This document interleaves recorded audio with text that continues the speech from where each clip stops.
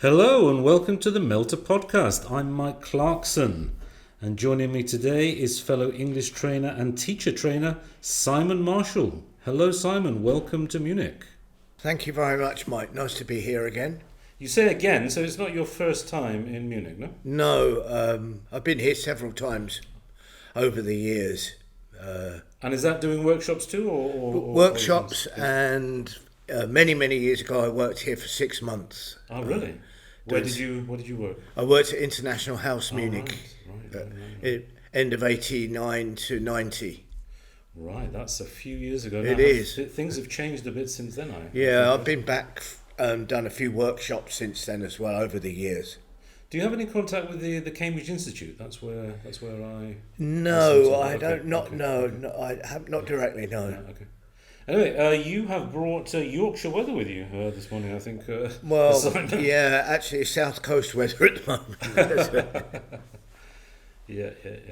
I guess they didn't put you up in the same hotel that Harry Kane is staying, though. In the Well, Four Seasons. I was just round the corner. It's very nice. Okay, good. Okay, good. So, Simon, we'll get on to your. I mean, first, let me explain to listeners that the main reason for your being here in Munich is that you're doing a workshop entitled Spicing Up Your Coursebook, which sounds interesting, I have to say.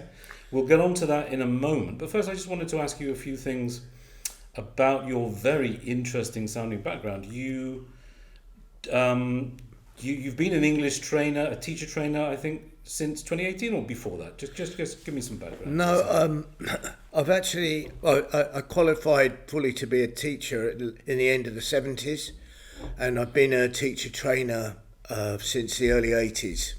Right. So I started teacher training about 1982. Right. And have been involved in CELTA programs, Delta programs, working with overseas teachers of English on methodology courses. Yeah. Okay. You've also had experience, I think, in other sectors. Is that right? I mean, I read something about you were in retail at one point, or. No, I once worked in the health service for a short time, working with staff to set their professional goals, but it didn't last very long because I kind of missed teaching and training and the atmosphere of ELT, really. Right.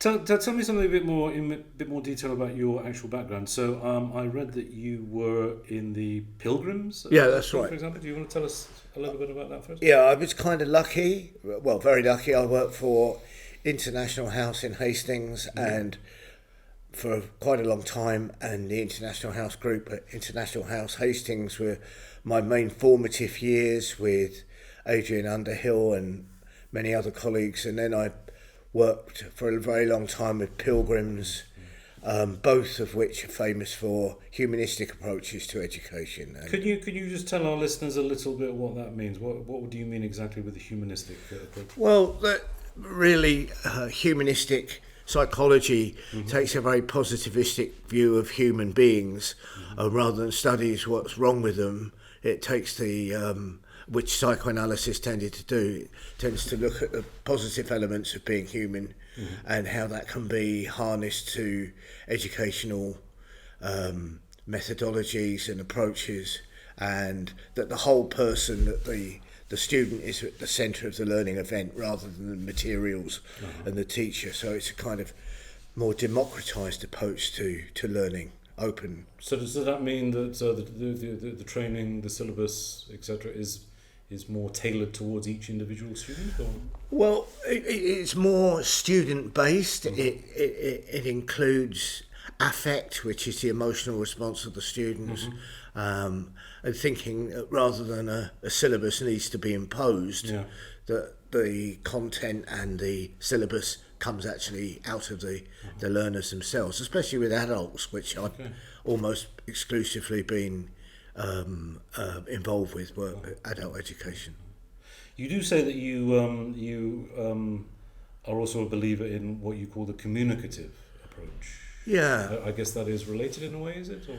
Well, in a sense, it lends itself well to humanistic perspectives, because when I first got involved with teaching, there was very much an emphasis on grammar, and more grammar, and then a bit of vocabulary on Friday afternoons.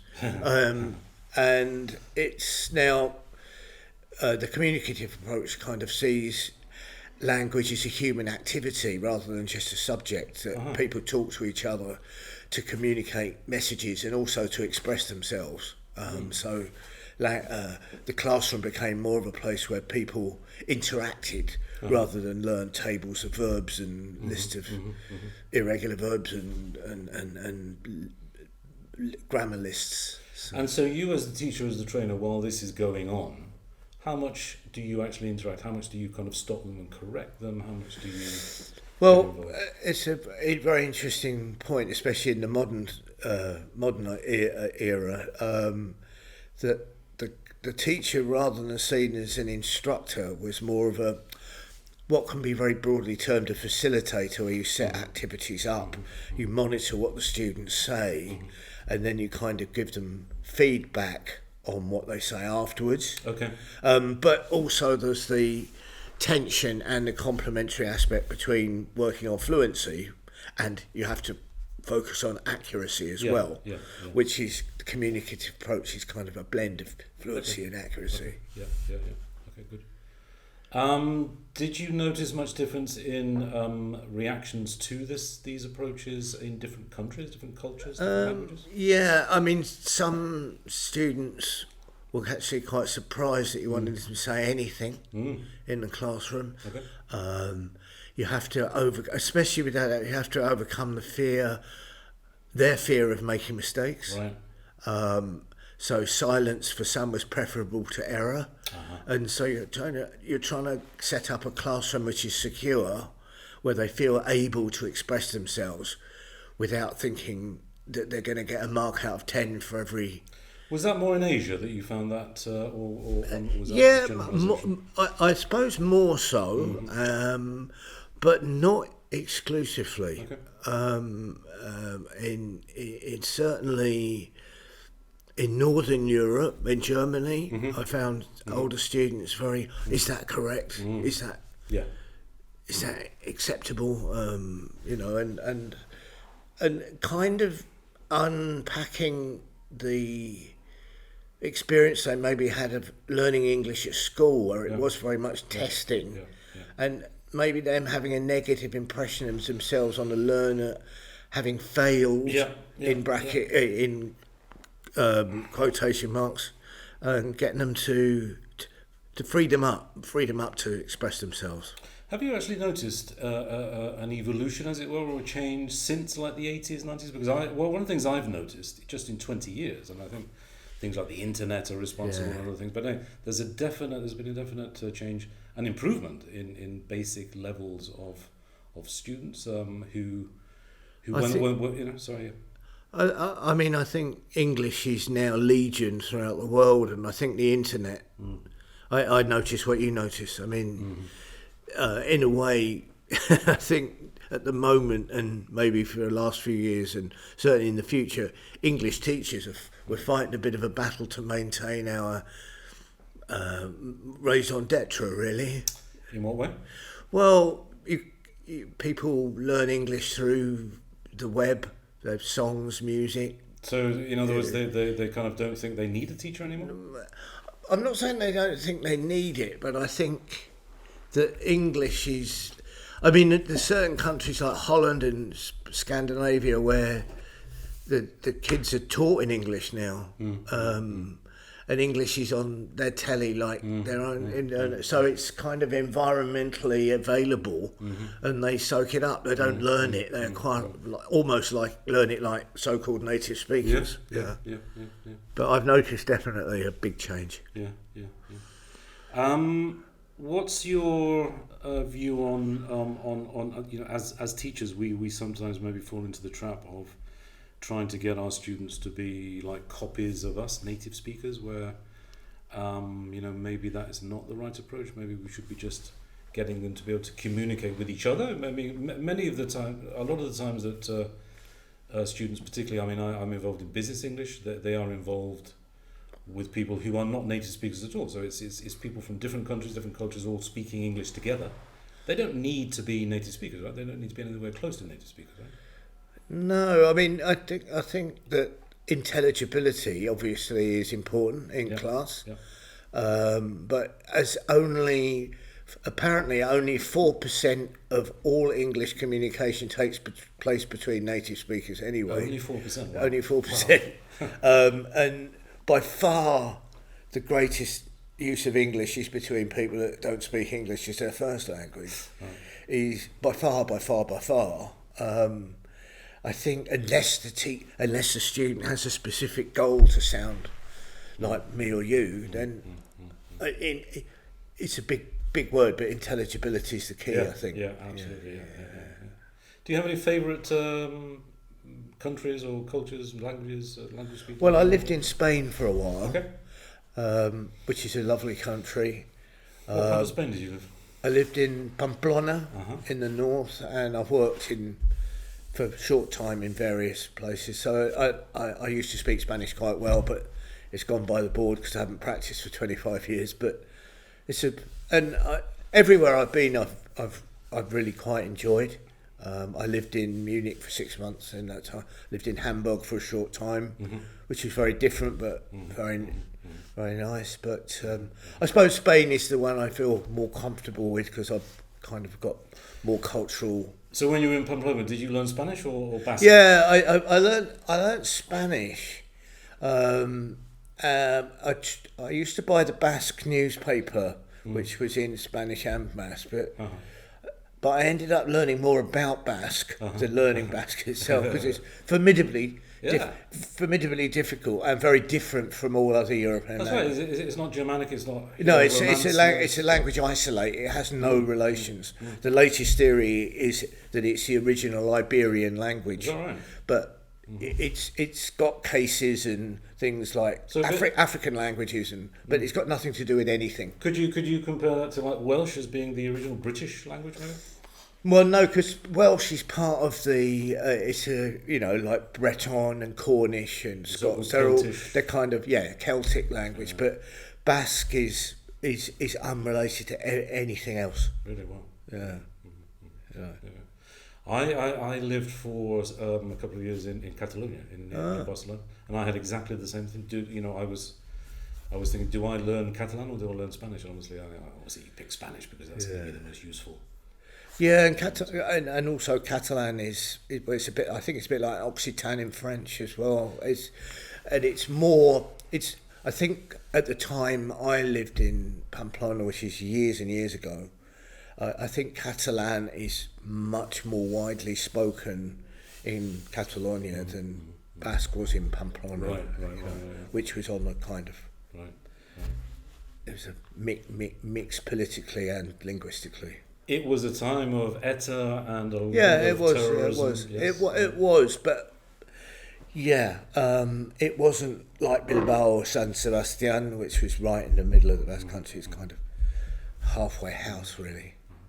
I have to ask, Pamplona, did you ever join in one of the bull runs? No, I was talking to colleagues last night and I was asking him about whether the Munich Beer Festival is very commercialised. Oh, right. He said highly, and I said, well, the Pamplona Bull Run was not very Spanish, really. It was more Australian American English. It is. The Oktoberfest has become a kind of tourist drop-off point, really. Exactly, it's like a version of the carnival. Yeah. Some huge fancy dress party. Yeah. Okay, that's really interesting, Simon. Let's move on to your workshop, which you're doing later today. I just wanted to just to kind of work our way into it. How does using a course book actually work in conjunction with a communicative approach to teaching? Well, I think course books have evolved incredibly since I first started teaching. Mm-hmm.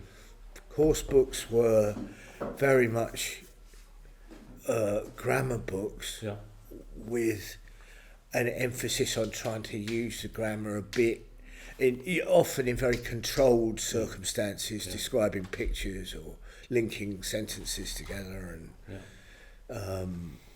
But now I think the communicative approach, humanistic approaches even, have had a big impact on the way courses are made. And of course, with every course book now you get a video and a CD-ROM and the cabaret, you get the whole thing really. But having said that, in a way, course books are so complete and so available that I think if you just teach the book, you can kind of lose yourself as a teacher a bit. Well, yeah, there is often a temptation when, it often happens that I will choose a particular course book and you have the structure, the syllabus basically set out for you. And like I said, it can be dangerous to fall into the trap of just following it religiously as opposed to chopping and changing. And so, so what are your ideas about actually using? I mean, that is the main thing about your workshop now, how to actually use it effectively. The main thrust, I hope the main thrust of the workshop will be that the teacher uses the course book and the course book doesn't use the teacher, really. Right, okay.